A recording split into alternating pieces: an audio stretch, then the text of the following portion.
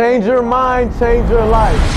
Keep going, keep going, keep going, keep going, keep going, keep going, keep going. I gotta keep going. I gotta keep going. What's up, y'all? It's Miles the Millennial who's actually not a millennial, but technically still a millennial. And we are back with another episode of the Change Your Mind, Change Your Life podcast experience. Man, this is Change Your Mind, Change Your Life University, guys. This is where you come to get poured into. This is where you come to grow in your development. This is where you come to go to the next level, to shift what you are currently at to where you are going, man. I'm so excited for you to be here today. Thank you for tuning in and taking the time to watch this episode, because I promise you what we're going to talk about today is something that every single person that is watching this video has experienced. Every one of you who is listening to this, you have experienced this before in your life, and more than likely, you're probably experiencing it right now, right? This episode is very personal to me. I take it personal. I'm going through it personally. This has been a season for me where a lot of things didn't necessarily go as planned. Things didn't go the way that I thought they were going to go a year or two ago, and how long it was going to take for me to be successful in certain areas of my life. I've been shifted and diverted on my path, and the way that I thought I was going, this straight and narrow path that I thought I was going, God had a totally different plan for me. And I've gone to the right and I've gone to the left.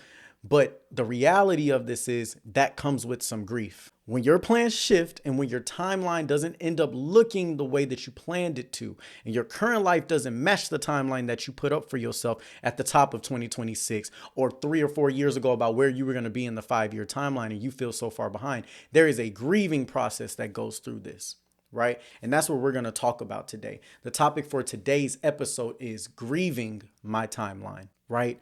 How do we feel the disappointment? How do we talk about what really goes on in our head, the anxiety that we feel, the worry that we face, the disappointment and just shock that we're not where we thought we were going to be? How do we deal with this, that things didn't work out the way we thought they were going to work out? The reason why I say it's a grieving process is because oftentimes when we think about grief, we always think about the physical death of a person, right? Or a pet. We think about it from that perspective, a living being that has passed away, and the grieving process that those who love them have to go through, all these emotions that they face, the anger, the loneliness, all these different things, right? But when you take all the things that you feel in grief from a physical death of a person, and you take those same feelings and emotions and you take them away from the physical death and just think about them in general with life, you will recognize that we face all those exact same emotions when things don't go as planned and life doesn't turn out the way we thought it was going to turn out. The first time I had to experience a real grieving in my life, I remember I was in high school, and it was my 8th grade year going into my freshman year, matter of fact, and I loved football. Right? I don't know if I necessarily thought I was going to go to the NFL. I think I knew that was unrealistic. But at the same time, as a boy growing up in Texas, I still held out hopes that things were going to work out for me and I was going to somehow play college football, play in the NFL on Sundays. And at the time, at the end of my 8th grade year, I am every bit of maybe 5 feet tall, 90 pounds, soaking wet. I am smaller than everybody in my grade. And I'm still playing football, but I'm always feeling this overlooked, emotion by the team, by other players, by the coaches, never really getting my shot and feeling like, man, when you give me an opportunity, I'm actually pretty good. And I remember my dad coming to sit me down at the end of my 8th grade year going into that summer. And he said, son, you're about to play 6A college football in Texas and you weigh 90 pounds and you're every bit of 5 feet tall. He said, as your father, I can't in good mind send you out onto that field, but I'm going to give you a chance. We're going to make a deal.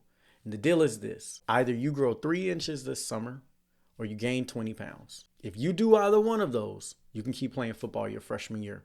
But if you don't, if those things aren't accomplished, I can't send you out there because it's way too dangerous.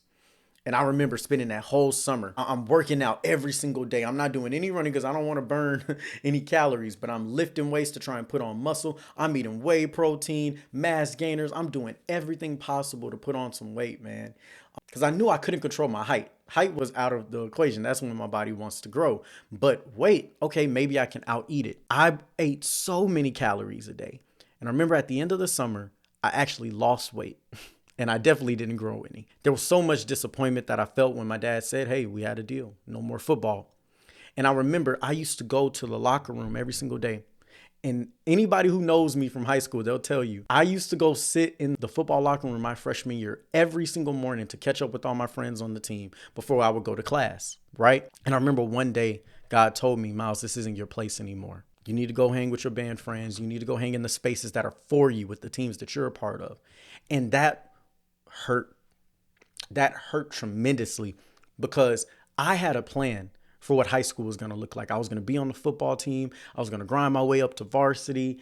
I had all these plans. I was going to be with these guys and feel like an athlete and be cool because I was a part of the athletics team.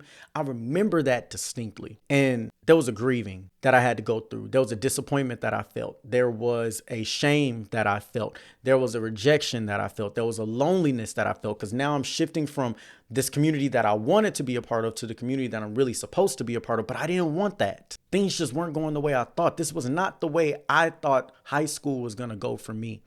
And it took a while for me to grieve it. And that really brings me to my first point. What happens, right, when you go through a grieving process? What happens when you grieve your timeline not being met when you thought it was going to be met and in the ways that you thought it was going to be met? Well, the first thing that's going to happen is you're going to feel a lot of things. And I want to tell you that the first point I want you to realize is in order to get through this process, you have to understand that it's okay for you to feel saddened by this. And you have to allow yourself to feel it and to say it. It's okay to say, I'm disappointed that I'm 28 years old and my finances aren't the way that I thought they would be right now. I thought I would be married by now. I thought I'd have children by now. I thought I'd be making $1 million by now. I thought that I would be worldwide known by now. I thought all these things, and none of them are taking place, right? You may be listening to this yourself. And for my students out there, I thought that I would be at the top of my graduating class. I thought that I was going to get into this particular school, but every single time I've applied to all these schools that I had, they haven't accepted me. I thought that I would be getting this job opportunity after graduation, that I would have this internship, that I would be a part of this team and this club, and I would make this roster spot, win this class president. You might be thinking of a lot of things in your life that you thought would be differently when you set out with these plans and with your timeline, and it didn't happen. There's a grieving process that you go through. And if you don't go through it, if you don't feel it, and if you don't admit that you feel it, all you're going to do is you're going to hold up the process for you to grow. You're going to hold up the process for you to really accept the new space, to accept the new opportunities. Okay? You have to grieve it and you have to say, I'm disappointed. You have to say, I feel abandoned. You have to say that I'm sad and I'm upset. I'm mad at myself. I'm mad at the world. I'm mad at people. It's okay. If you don't say the truth about the fact that you are in grief over your timeline not being met, how can you ever move forward with your emotions to the next phase of life? You're just going to end up carrying these unspoken emotions into the next thing. And you're going to always wonder, why am I not feeling appreciated here? Why do I not feel valued here? Why do I still feel like I'm holding on to dead weight? And it's because you are, because you haven't grieved what already died, which was the timeline that you had planned. See, the second thing that happens once you actually go through the process of saying and admitting to yourself and understanding that it's okay to feel what you feel when things didn't go your way and you're in that grieving process. The second thing that you now can do and that you need to do in order for you to grow is now, after you've said what you needed to say, it's time for you to be grateful. Because the reality is this: while that isn't going right in your life, or while that didn't go as you planned it, there is a number of things that are going right. There are a number of things that are going even better than how you planned it. There are a number of things in your life that if you were to look at yourself a few years ago, you'd be saying, man, I'm so proud of you that you're doing these things. This was just a thought back then. You actually accomplished this. You brought this to life. You also need to be appreciative that God didn't give you what you wanted because he knew that it wasn't what you needed. He He didn't give you what you wanted because he knew that it wasn't what you needed. He redirected your path because he knew if I leave you in this space or if I give you what you're asking for, it's going to be detrimental to your purpose. It's going to be detrimental to what you need to be focused on right now. If I let you stay in that relationship, if I let you get that job, if I let you join that team, if I let you have that money, if I let you be on the world stage, if I let that relationship be successful and let you stay in there, you would have lost yourself. You weren't responsible enough for it. You would have focused so much on that. For me, if God had me stay on that football team, I'm not the person that I am today. I 100% guarantee you, because the only thing I cared about was football and everything else was a formality to that. I got great grades because I wanted to make sure I was playing football. I was a part of other sporting teams that I was actually really good at, like track and tennis, because those were off-season activities to keep me in shape for football. I moved everything around football and I was so focused on it, and my parents knew it. And if I would have stayed playing football, something that I was never going to make the NFL in anyway, I would have spent my high school years trying to be somebody I wasn't. Miles was not meant to be a football player. What I was meant to do, I was meant to play in that band so that I could develop leadership skills, where I ended up becoming a section leader, then a woodwind lieutenant by my senior year. What I was meant to do was focus on my academics so I could graduate at the top of my class and get into any school I wanted to. What I was meant to do was be able to have the time to be able to focus on debate, which is what connected me to Fisk University and brought me to the place that changed my life forever. None of those things happen if I'm focused on football. You got to be grateful for the fact that God diverted your path. You have to be grateful for the no. You have to be grateful for the rejection. You have to be grateful that they abandoned you, that they left you, that they said no more. You got to be grateful that the things that you wanted didn't work out when you wanted. Because had they went your way, your life would actually be in a worse position right now than what you think it is. My God. I'm telling you guys right now, the second phase of this process, when you're grieving your timeline, once you admit what you feel, the second phase of it is you have to be grateful. When I actually look at my life right now, I have to say how grateful I am. Even though certain things aren't the way I want them to be, I've been blessed to speak to thousands of students and teachers. I've been blessed to speak to some of the largest corporations in the world. McDonald's, if you're on here and you're listening, what's up, you guys? I have to be grateful. And yes, it's amazing to want more. It's amazing to have ambition. It's amazing to want to continue to grow. But you can't be so focused on what you want next and what you didn't have happen when you wanted to in the past that you forget the present. Man. Now, the third element of this, once you have gone through this grieving process of your emotions and what you feel, and you've admitted them. And then second, once you've appreciated where you at, the third thing that I need you to do is a very tangible thing that I'm about to tell you to do in order for you to actually move on from the fact that things didn't work out the way you wanted when you wanted. And that is, I need you to go do something for yourself, not for others, not for your purpose, not for anything. I want you to do something simply for your enjoyment. And I want you to be present in that moment and do it only for you. Why? Because when you find yourself in a state where you're grieving your timeline so much, what you end up finding yourself doing is trying to make up for lost time by constantly working, by constantly overdoing things, by constantly trying to overperform, by constantly trying to impress people so that you can feel seen in the areas and that you can feel fulfilled in the areas because of the fact that things didn't work out. Because things didn't work out on your timeline, now you're trying to make up for lost time. Well, if I work a little bit harder, even though I didn't hit this particular goal, if I continue to work a little bit harder, I'll still be close. Sometimes the best thing you can do for yourself is to say, I need to celebrate me. A few weeks ago, I was in this process of grief, and what I was dealing with was this feeling. I'm like, man, I'm accomplishing so many things. I had a few goals that I set out to accomplish, and I had accomplished them. And I was so happy that I accomplished them in the moment. But a few weeks later, I was working, and I'm just like, I don't feel happy at all right now about what I'm going through and about my current situation, but I'm accomplishing things. Why is it that I don't experience joy with this right now? And I realized that what was happening was I was still grieving the fact that I wasn't where I wanted to be. I wasn't appreciating it. And then I realized, like, Miles, you're going to continue to work and perform as if you can make up for lost time when that's not your job. God does that, not you. Instead, you need to celebrate yourself. You need to celebrate your victories. Go do something for you, because you're all the things that you're talking about that you've accomplished. All of those things involve other people. Every last one of those things was for somebody else. When is the last time that you did something to celebrate you and you stayed in that moment and you did it just for you and just with you? I decided that day, I said, you know what? I'm going to do the one thing that I haven't done in a long time. I'm going to date myself. And that meant taking myself out on a date, literally. So I went to the movies. I bought me that $15 small bag of popcorn, which I would never do again because what are we doing with these movie theater prices? But I did it for me. I didn't do it for anybody else because I knew that if I don't take the time to appreciate me, to pour into me, I'm going to run myself into the ground. We get so focused on the grind. But when you think about what the grind is, it's rocks, right? It comes from rocks. When rocks are ground together or when minerals are ground together, what happens? They get smaller. They crack. They tear apart. So much friction is there. They don't grow bigger. They don't grow stronger. They get fragmented. They get weakened and they break. If we're so focused on the grind, but we never focus on pouring back into ourselves, we'll work ourselves into an early grave. And I don't just mean that physically. I mean that mentally. I mean that emotionally. I mean that spiritually. I mean that financially.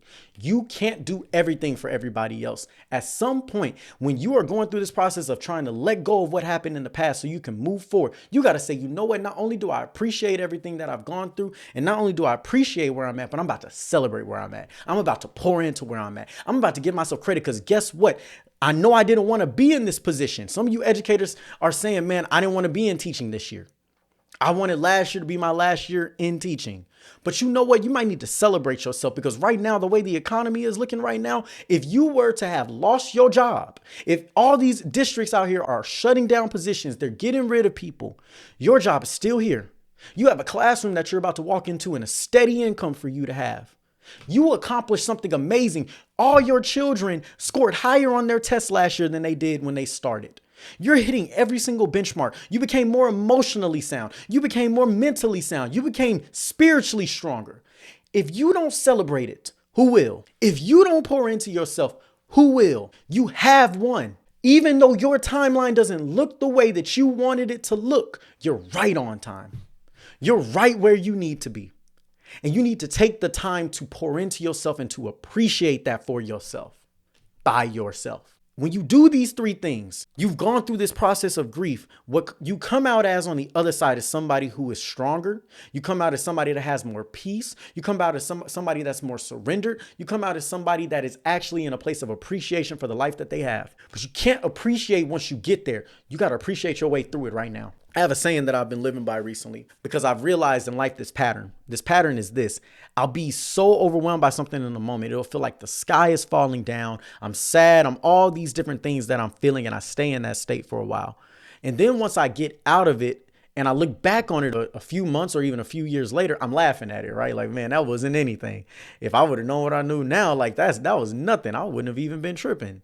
I realized the pattern that happens in every area of my life, and it continues to happen. And I say, you know what, Miles? If you're going to laugh about it later, you might as well laugh about it now. If it's going to be something that you look at later, and you know later when you look at this, because every single time you come out of a tough season and you get to victory, you look back on that tough season, you say, man, that wasn't nothing. I thought it was something, but it wasn't nothing. Say that now. Say that now. Laugh about it now. Make it small now. Make it be something that's just something you're going through, but it isn't forever. It's not the end of the world. You are not defeated. You are not out of options. You're not forgotten about. You are not abandoned. Everything is working according to plan, and you are going to be just fine. In fact, you're going to be better than you ever were when you get on the other side of this. So guess what? Praise your way through it right now. Appreciate your way through it right now. Love your way through it right now. Laugh your way through it right now. Smile your way through it right now, because the time for grieving, we took care of that already. The time for us to be saddened and upset about it, we took care of that already. The time for us to appreciate the things that didn't happen has taken place already. And you know what? We have now been to a space where we have also poured into ourselves. So you know what we're going to do going forward when we get into these spaces? We are going to make sure that if we're going to laugh about it later, we're going to laugh about it now. That's my charge to you. That's the next level. To walk into tough seasons with joy and expectation, to greet every challenge that you face in life with a smile and say, hit me with your best shot, because you tried it before and you didn't kill me then. You won't kill me now. Man, I thank you guys so much for watching this episode. If you gained something from this, I want you to do a few things for me. First, I want you to like, share, and subscribe. Drop a like, share it, subscribe, and please leave a comment in the video. Let me know something that you took away from this. Give a self-reflection answer. Whatever it is, give me some support. It doesn't matter. In the comments on YouTube or wherever you're watching, say something about it. It helps the algorithm. It helps me grow, and it also pushes me forward. Second thing I need you to do, I want you to go to milesthemillennial.com. That's Miles with a Y. Click on the banner at the top that scrolls across. It'll say join my free newsletter. Click the newsletter, sign up for it, because I'm sending out monthly pieces of wisdom, pieces of advice, pieces of inspiration that are going to help you grow in whatever area of life you're struggling in at that time. You want to be a part of it. You don't want to miss it. And then last thing that I want you to do, if you know that you need this type of messaging, you need this type of identity shift, you need this type of empowerment, you need this type of culture shifting language to enter into your school, your university, or your corporate business or nonprofit, I want you to go to milesthemillennial.com, click on the booking form. It's a free booking form. Let's get on a call and talk through how I can come in and do either a keynote, a motivational speech, or a career or professional development workshop, whether that's on leadership or how to place jobs in this new generation that we're dealing with AI and all this stuff that's going on. I want to provide you with the same identity shifting mindset that you get on all these videos on this page. I want to give it to your entire audience and organization. So click that, go on the website, submit your form. We will talk through what you need so that way you can get the identity shift to achieve the goals that you know you want to achieve. Man, I'm Miles the Millennial. This is Change Your Mind, Change Your Life University, the podcast experience, and we will catch you guys next week. Peace.